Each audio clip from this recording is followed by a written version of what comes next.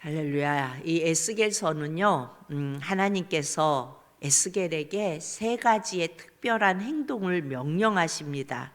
그래서 첫 번째, 두 번째 우리가 나누었고요. 이제 세 번째 내용입니다. 하나님께서 에스겔에게 밀, 그리고 보리, 콩, 팥, 조, 기리 이것을 가져다가 한 그릇에 담고 그것들로 떡을 만들라고 말씀하십니다. 그런데 떡을 만들어서 옆으로 누워 있는 날수, 그러니까 390일 동안 먹으라고 하면서 물과 함께 이 떡을 먹을 수 있는데 그 양이 제한되어 있어요. 그러니까 마치 우리가 다이어트를 계획하고 이렇게 계산해서 먹는 것처럼 떡과 물의 양을 정해서 먹어야 했습니다. 그리고 그것을 먹는 방법도 말씀을 통하여 아주 구체적으로 제안합니다. 에스겔이 옆으로 누워 있을 때 먹는 떡의 양은 하루에 20세겔, 물은 6분의 1 흰입니다. 한 세겔이 한 11.4g이라고 이렇게 말합니다. 그러면 20세겔이면 한 22.8g. 아주 적은 양이죠. 그리고 6분의 1 흰은 약 0.61리터래요. 1리터가 안 되는 거예요. 이 양은 성인이 하루 동안 먹고 마시기에는 아주 부족한 양이에요. 보통 성인이 하루에 얼마를 마시면 정상이래요? 2리터. 근데 지금 이것은 0.61리터. 아주 작은 양입니다. 그뿐만 아니라 에스겔은 이 보리떡을 만들어 먹을 때 이스라엘 백성들이 보는 앞에서 인분으로 불을 피워서 이 떡을 구워 먹어야 했습니다. 원래 숯불에 구워 먹는 거잖아요, 보리떡은. 그런데 나무 땔감이 부족한 나라들은 오늘날도 짐승의 그 변을 말려서 말똥 이런 것으로 대체해서 이렇게 구워 먹기도 합니다. 그런데 하나님이 에스겔에게 명령하신 것은 인분이에요. 그러니까 어떻게 해요? 이제 13절에 보면은 에스겔이 하나님 앞에 사정합니다. 14절, 하나님, 저는요 지금까지 내 영혼을 더럽힌 일이 없었어요. 지금까지 스스로 죽은 것이나 짐승에게 찢긴 것을 먹지 아니하였고 가증한 고기도 입에 넣지 않았습니다. 그리고 이 인분은 구약 율법에 분명하게 정해져 있어요. 부정한 것으로 간주되어 있어요. 근데 이것을 어떻게 저에게 먹으라고 하십니까? 처음으로 하나님께 에스겔이 호소합니다. 하나님, 이거는 아닌 것 같아요. 그랬더니 그 다음 절, 인분 대신 뭐로 하래요? 쇠똥으로 인분을 대신하기로 하나님이 허락해 주십니다. 그래서 인분이 아니고 쇠똥으로 대체되었습니다. 자, 하나님이 이 제한된 양의 부정한 떡을 에스겔로 하여금 포로로 끌려온 사람들의 목전에서 구워 먹도록 한 것은 뭘 말하냐면요, 유다 백성들이 나라가 망해서 이제 이방 땅에 1차 침공, 2차 침공을 통해서 이들이 바벨론으로 포로로 잡혀가 있어요. 근데 제3차 침공에 이제 예루살렘도 망하고 이들이 다 붙잡혀 가는 그런 상황이 오게 될 것입니다. 그런데 지금 이 에스겔이 하나님의 이상을 보고 있는 것은 그 이스라엘이 멸망하기, 그러니까 예루살렘이 전부 멸망하기 한 7년 전에 지금 이것을 보고 있는 것입니다. 그런데 에스겔로 하여금 지금 유다 백성들이 이제 다 망해서, 예루살렘도 망해서 이방 땅에 포로로 잡혀가 부정한 음식을 힘들게 먹고 그들이 이렇게 연명할 것을 행동으로 지금 에스겔이 예언하고 있는 겁니다. 이 세 번째 명령은 비유예요. 그래서 이스라엘 백성들이 곧 닥칠 그 전쟁에서 온갖 궁핍과 그리고 기근에 시달릴 것을 지금 예고하는 것입니다. 그래서 16절 17절에 주님께서 유다가 모두 망하고 포로로 끌려가는 그날에는 아주 궁핍하게 살게 될 것을 말합니다. 그래서 뭐라고 말씀하세요? 또 내게 이르시되 인자야 내가 예루살렘에서 의뢰하는 양식을 끊으리니, 그러니까 예루살렘에서 의지하고 먹었던 그 모든 양식들이 이제 끊어진다는 거예요. 그리고 백성이 근심 중에 떡을 달아 먹고 두려워 떨며 물을 데워 마시다가, 내가 물을 먹고 싶다고 마실 수 있는 게 아니에요. 그리고 떡과 물이 부족하여 피차에 두려워하여 떨며 그 제약 중에서 쇠퇴하리라. 참 무서운 말씀이죠. 하나님은 이렇게 에스겔에게 이해하기 어려운 이상한 행동을 하게 하심으로 앞으로 예루살렘이 이제 완전히 포위될 것과 그로 인한 기근과 고난을 예고하십니다. 여러분, 바벨론으로 끌려간 자들도 그 땅에서 고통하며 살아가지만 예루살렘에 남아있는, 그러니까 3차 이제 침공 때 끌려갈 때 똑똑한 사람들은 다 데리고 가잖아요. 그리고 별로 쓸모 없어 보이는 사람들만 예루살렘에 남아요. 그런데 이 예루살렘에 남아있는 자들도 고통 중에 있을 거라는 것입니다. 그것을 예고하시고 이런 상황에 처하게 된 이유가 바로 북이스라엘 그리고 남유다의 제약으로 인한 심판이라고 분명하게 에스겔에게 보여주십니다. 여러분, 하나님께서는요 절대로 우리 인생의 죄보다 더한 죄값을 요청하시거나 애매한 판단을 내리시지 않으시는 하나님이세요. 우리 하나님은 공평하시고 공의로우신 주권자이십니다. 동시에 우리 하나님은 사랑의 하나님이셔서 우리의 죄와 허물을 용서하시기 원하십니다. 우리는 왜 하나님께서 에스겔에게 이렇게 이해하기 어려운 명령들을 주셔서 에스겔로 하여금 고통받게 하셨는지 정확하게 알지는 못합니다. 그러나 이런 이해할 수 없는 하나님의 명령과 그리고 그 명령에 순종하는 에스겔의 모습을 성경을 통해서 보면서 우리는 도저히 이해할 수 없는 방법으로 우리의 죄를 대신 짊어지시고 죽음 당하신 그 예수님을 생각하고 그 예수님 앞으로 나아가게 하시는 겁니다. 우리가 지금 사순절을 보내고 있어요. 우리의 죄를 대신 짊어지시고 죽음 당하실 그 예수님, 그 예수님을 더 깊이 묵상하며 그분 앞으로 나가기를 우리 주님은 원하십니다. 주님께서 우리에게 우리가 이해할 수 없는 일을 시키실 때는, 나에게 이 일이 왜 내게 왔을까 정말 이해할 수 없는 일을 시키실 때 우리는 주님의 놀라운 일들 앞에 서 있다는 것을 늘 기억해야 합니다.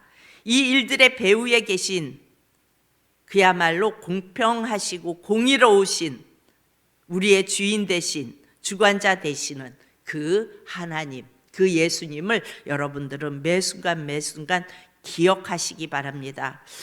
비록 내가 삶 속에서 살아가면서 내게 온 이 일들이 그야말로 내게 놀라운 간증이나 아니면 놀라운 열매나, 아니 그런 것까지는 아닐지라도 괜찮은 하나님의 역사로 마무리되지 않는다 할지라도, 그러니까 그런 일들이 내 삶 속에 막 놀라운 간증하는, 우리 그 다니엘 간증 그 집회를 보면 막 놀라운 간증들을 하잖아요. 그러면서 그 간증을 들으면서도 야, 살아계신 하나님을 막 느끼는데, 그렇게 하지 않는다 할지라도 내가 또 내 삶에 막 열매가 막 주렁주렁, 삶의 믿음의 열매가 그렇게 많이 나타나지 않는다 할지라도, 또 아주 괜찮은 역사로 나의 삶이 마무리되지 않는다 할지라도 우리는 주님의 말씀을 따라, 다른 것이 아니라 주님의 말씀을 따라 순종으로 내 자리를 지키고 그리고 그 자리에 서면 주님께서는 반드시 나를 기억하십니다. 그 일을 기억하십니다. 그리고 주님의 기준으로 반드시 그 일을 판단하실 겁니다. 이렇게 말씀하시는 분들을 종종 봐요. 어떠한 일들이 내가 이렇게 했으면 좋겠다 그랬는데 그 일들이 착착착 잘 풀려가요. 그러면 여러분, 그게 내 마음에 맞게 착착 풀려지는 그 일이 하나님이 함께 하셨고 하나님의 뜻이라고 여러분 생각하십니까? 물론 그럴 수도 있어요. 하나님의 뜻이고 그래서 하나님이 그 일들을 이루어 가시기도 해요. 그런데 내 뜻에 맞게 착착 잘 풀려가는 그 일들이 하나님의 뜻이 아닐 수도 있다는 거예요. 하나님의 기준으로 봐서. 근데 우리는 내가 계획하고 어떠한 일들이 이렇게 되었으면 좋겠다 생각했는데 그 일들이 쫙 풀려나가는 것을 보면서 아, 하나님의 뜻인가 보다 이런 마음이 쫙 들어오잖아요. 그런데 그렇게 하나님의 뜻인가 보다 생각하고 편안하게 있으면 그 순간 하나님의 뜻이, 하나님의 기준과 내 기준은 다르잖아요. 그때 어떠한 그 일 속에서 갑자기 바닥을 치는 일들이 딱 생겨날 때는 멘붕이 오게 되어 있어요. 뭐야? 하나님의 뜻이 아니었어? 이렇게 돼서 난 하나님의 뜻인 줄 알았는데 하면서 흔들리게 되어 있어요. 그래서 우리는 모든 일들이 잘 되어져도 계속해서 물을 수 있어야 돼요. 주님, 이 일이 너무 잘 풀려요. 너무 잘 돼요. 그런데 이게 주님이 원하시는 일인가요? 주님이 원하시는 일인가요? 만약에 아니라면 주님, 제가 느낄 수 있게 해주세요. 깨달을 수 있게 해주세요. 자꾸 이렇게 주님께 물으면서 사세요. 매일매일 매 순간순간을. 그런데 그렇게 물으면서 뭔가 아닌 일들이 딱 닥쳤어요. 그러면은 멘붕이 와요? 아니면 이게 주님이 원하시는 게 아닌가 보다 하면서 다시 주님을 바라보게 되는 그런 믿음의 어떤 근육이 생겨나거든요. 그래서 우리는 주님의 기준으로 이것이 잘 된다고 해서 주님의 뜻이다라는 착각을 내려놓을 수 있어야 돼요. 그래서 잘 되어져도 자꾸 물을 수 있어야 돼요. 이게 주님의 뜻과 다를 수 있지요, 주님. 이게 정말 주님이 원하시는 건가요? 이렇게 자꾸 물으면요, 우리 안에 이렇게 근육이 생기고, 그랬을 때 어떤 주님의 뜻이 아니어서 그것이 무너지는 상황이 되어진다 할지라도 자꾸 묻는 근육이 생겼던 그것으로 인하여 아니었군요, 주님. 그럼 뭐가 주님의 뜻이에요? 주님, 제가 주님을 바라봅니다 하고 주님을 바라볼 수 있는 것입니다. 사랑하는 여러분, 오늘 여러분과 저는요, 무엇을 기준으로 삼고 살아가고 있으세요? 여러분의 기준은 뭐예요? 내가 원하고 내가 이렇게 되었으면 잘 되었으면 좋겠다. 어제 막 이렇게 자기 점심을 찍어 보냈어요, 우리 딸이. 잘 어린이집을 다니다가 이제 연구소로 갔어요. 노인 저거 하는 곳으로. 그랬는데 거기는 아침에 딱 가면은 식권이 딱 와 있대요. 근데 그 식권이 바로 앞에 한식 뷔페가 있는데 거기 가서 먹으라는 거래요. 첫날도 막 찍어 보냈는데 그냥 뭐 여러 가지 막 해갖고 막 이게 너무 얘는 지금 행복한 거예요. 참 3월 첫 출근 이제 이틀 했나요? 근데 어제도 딱 찍어서 보낸 거예요. 엄마, 오늘은 이게 나왔어. 막 이러면서 이제 찍어서 보냈어요. 그러면서 너무 막 좋아하는 거예요. 그래가면서 하나님께서 내게 주신 막 그래서 감사가 절로 나왔다는 거예요. 그리고 밥을 먹고 앞에 막 공원을 걸으면서 막 하나님을 찬양했대요. 그래서 제가 그 말을 했어요, 우리 딸한테. 그래, 하나님의 은혜다, 참 감사하다. 그런데 이렇게 좋은 것, 그리고 시간도 너무 이렇게 탄력 있게 주셨어요, 그 대표께서. 그래서 얼마든지 일찍, 그러니까 9시에서 10시 사이에 출근하면 되는 거고, 퇴근은 일을 마치면 퇴근할 수 있는 거예요. 그러니까 빨리 일 처리를 끝내놓으면 퇴근할 수 있는 거예요. 그러니까 아이들도 일찍 데려오고 싶으면 데려올 수 있는 거예요. 그래서 수요일 날 우리 관태 청년이 하는 거기에 모두 예약하고 애들을 뭐 미술도 예약하고 뭐 그렇게 했다고 막 좋아가지고 막 그러는 거예요. 그래서 그랬어요. 잘 나가고 좋을 때 주님께 물어봐. 그리고 주님께 묻고 주님을 바라봐야 되는 거야. 막 그랬더니 네. 그리고 이제 끊었어요. 어찌 보면 그리고 끊고 가만히 이런 생각을 했어요.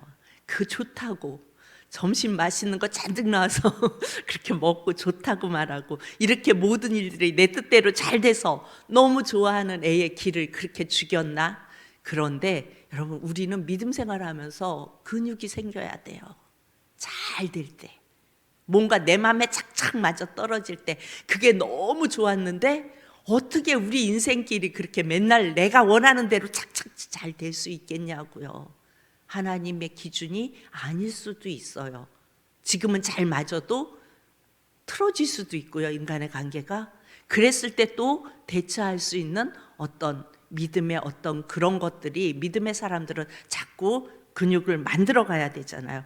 그래서 좀 아닌 것 같아도 저는 아주 야멸차게 얘기를 해요. 그래 놓고 마음으로 속으로는 그러면서도 야멸차게 얘기를 합니다. 그래야 주님 바라보니까요. 그래야 아직은 뭐 갈 때가 안 됐지만 내가 없어도 어떠한 상황 속에서 지금 뭔 일만 있으면 엄마 그러지만 뭔 일이 생겼을 때 자기가 믿음으로 주님을 바라보고 주님을 의지할 수 있기 때문에 기뻐서 날뛸 때 저는 항상 찬물을 쫙 끼얹어요. 그리고 예수님 바라보라고 얘기합니다. 이것은요, 우리가 근육을 쌓아가야 돼요. 여러분, 여러분이 지금 바라보는 것이 하나님의 명령과 말씀입니까? 내가 잘 되고 이럴 때 여러분은 뭘 바라보세요? 하나님의 명령과 말씀을 바라보세요? 아니면 내가 생각하고 내가 기대하는 그 마땅한 응답과 열매입니까? 여러분, 이 새벽에 깊이 묵상하며 나갈 수 있는 저와 여러분이 되어줄 수 있기를 축복합니다. 참 좋으신 아버지,